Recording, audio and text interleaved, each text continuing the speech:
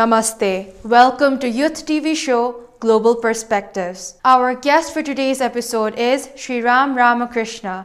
He is a professor at National University of Singapore. Nanotechnology. It's about new products, engineering them at a level normal eye cannot see. You can imagine a thickness of paper on which we write. Let's say it's about 100 microns. We are talking about 1,000 times smaller than the thickness of a paper. So at that level, we are engineering materials, medicine molecules, encapsulating them and training them to reach parts of the body otherwise difficult to reach. You can imagine going to a hospital where you need to do a series of tests and you would spend several hours. With this nanotechnology, a small sample of your blood or body fluid can be analyzed for a number of things, and diseases that are in the early stage can be tracked. So that is usefulness of this technology. When it comes to medicines, most of the time we take medicines, they have a side effects. And reason for side effect is the dosage, and the dosage is normally larger because the medicine has to reach from your gut or from the bloodstream to the place where it is needed. So that's why they use higher dosage for it to actually reach that point. So with the nanotechnology, you can create a drug or a medicine at a much smaller quantity, and it can be delivered to the place it is needed. So we are beginning to see new forms of medicine that applies nanotechnology concepts, and it's being applied in a number of drug formulations. Some of them are already in the use. Many of these nanotechnology products are a little bit more expensive, primarily because medical research requires large amounts of money for testing the safety, efficacy and effectiveness. That involves many years of research and development, also productization. And that's the reason why they become more expensive. But obviously, billions of people that would not be able to find resources to access this kind of new technology-based healthcare products. With time, with scalability, I have already seen the prices for certain applications are coming down, and some of the diagnostic kits, they're actually very affordable, and you find them in several hospitals in both emerging countries as well as the high-income countries, and you find them much more far and widely accessed. So my guess is with time, the market forces will bring down the costs.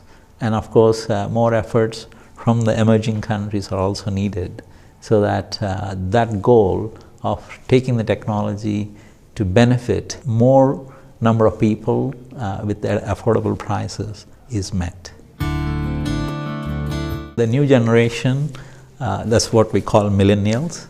Many of them have access to digital technology products. With that, they're able to seek out information, search information, or exchange some of these interesting things among themselves. And these are actually motivating them to, as you said, look at how to be more innovative, how to be entrepreneurial. So they are beginning to be much more interested. The second reason is nowadays, with the best examples of the techies around the world, that is, they are serving as role models for the next generation, so they are getting motivated. So for them, what is the way forward is they would have to seek necessary skills and knowledge and a network so that they can succeed in innovation as well as entrepreneurship.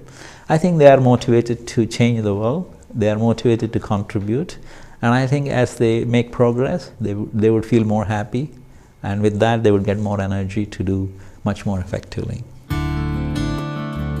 So the strategy means, by its nature, you strategize by deeply understanding things.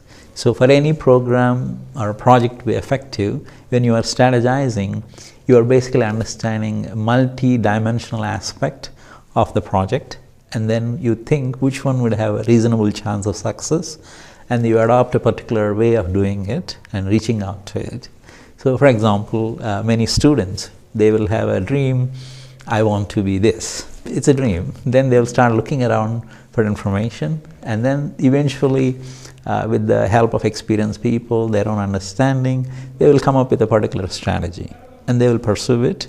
Along the way they would adjust it because the future is not so predictable most of the time. So you would fine tune it and make it much more doable, seek the results or achieve the results you want to get. So bottom line is the strategy is central to a way of thinking about deeply multidimensional way, and then finding possible solutions and finally acting on a few of them or one of them and see how it would actually produce the result. I want to explain by saying what it takes for really productizing a technology products. When you start with an idea, then you do the basic study, but afterwards you actually set up an infrastructure and resources to productize it. This later stage, what we call later stage development, requires significant amounts of money. So this is where a private sector really need to play a role in every country. In most high-income countries, in fact, their developmental projects, 2/3 of the national cost would come from the private sector. Let's say a country is spending $100 billion. You could imagine $75 billion is actually being spent by the private sector and $25 billion is spent by the government. So it is needed because of the high costs involved in the product development and producing them in large quantities that is needed for the market. Now, but if they have less oversight, and would they find shortcuts and wanting to take the products to the market in a shorter way? This happens. This is part of how the market forces, business world, and things that drive. So what keeps this whole process under checks and balances is active citizenry. That means people are aware of it and they talk about it, they question it, and in the process, the best products would survive. Not so good products that are made on the shortcut process would go away. So I think the way is you would still want to encourage a private sector investment because it's needed for productization and scalability, but at the same time you could provide checks and balances by active citizenry groups where they talk about it and it's widely transparently discussed so that people are aware of it, and those which would withstand the needs and demands of the market, those products will continue to upgrade. Those which are not meeting, they would fall away. I think if we can repeat that question all the time, every day, why and how, I think they would become entrepreneurs, they would become innovators. So to me, that's what happened to me all my life. I was curious about everything. So all the time I had a question pops up. So I think this is underlying basis for everyone, whichever sector, whichever field they choose. If they start asking the questions in terms of the why, and they would eventually ask the best forms of whys, and then eventually they will also find best forms of how. So these two are very powerful tools to be a very good innovator and a very good entrepreneur, finally actually make a difference to the world.